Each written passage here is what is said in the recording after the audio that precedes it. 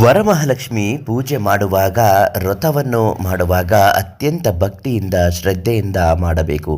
ಪೂಜೆಯ ಸಮಯದಲ್ಲಿ ಈ ಸಣ್ಣ ಪಟ್ಟ ತಪ್ಪುಗಳು ಆಗದಂತೆ ನೋಡಿಕೊಳ್ಳುವುದು ಮುಖ್ಯ.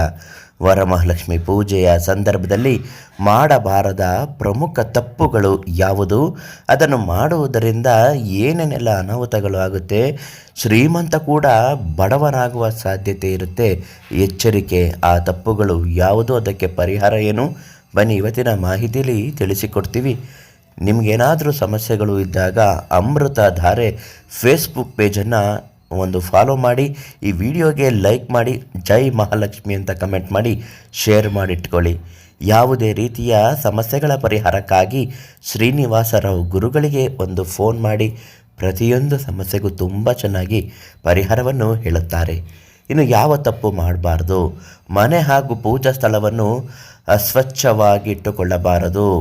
ಲಕ್ಷ್ಮೀ ದೇವಿಯು ಸ್ವಚ್ಛತೆ ಮತ್ತು ಮಂಗಳಕರವಾದ ವಾತಾವರಣ ಇರುವಲ್ಲಿ ಮಾತ್ರ ನೆಲೆಸುತ್ತಾಳೆ. ಸ್ನಾನ ಮಾಡದೆ ಅಶೌಚದಿಂದ ಪೂಜೆ ಸಾಮಗ್ರಿಗಳನ್ನು ಮುಟ್ಟುವುದು ಅಥವಾ ಕಳಶವನ್ನು ಸ್ಥಾಪಿಸುವುದು ಮಾಡಬಾರದು. ಪೂಜೆಗೆ ಕುಳಿತುಕೊಳ್ಳುವಾಗ ಕಪ್ಪು ಬಣ್ಣದ ಉಡುಪುಗಳನ್ನು ಧರಿಸಬಾರದು. ಕಪ್ಪು ಬಣ್ಣವನ್ನು ಅಶುಭ ಎಂದು ಪರಿಗಣಿಸಲಾಗುತ್ತದೆ. ಕೆಂಪು, ಹಳದಿ, ಹಸಿರು ಅಥವಾ ಕ್ರೀಮ್ ಬಣ್ಣದ ಸಾಂಪ್ರದಾಯಿಕ ಉಡುಪುಗಳು ಶ್ರೇಷ್ಠವಾಗಿ ಇರುತ್ತದೆ.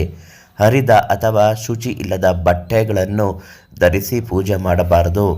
ಕಳಶ ಸ್ಥಾಪನೆಯಲ್ಲಿ ತಪ್ಪುಗಳು ಮಾಡ್ತಾರೆ. ಅಂದರೆ ಒಡೆದ ಅಥವಾ ಬಿರುಕು ಬಿಟ್ಟಿರತಕ್ಕಂತಹ ಬಿಂದಿಗೆ, ಕಲಶದ ಪಾತ್ರೆಯನ್ನು ಪೂಜೆಗೆ ಬಳಸುತ್ತಾರೆ ಕೆಲವರು. ಹೀಗೆ ಮಾಡಬೇಡಿ.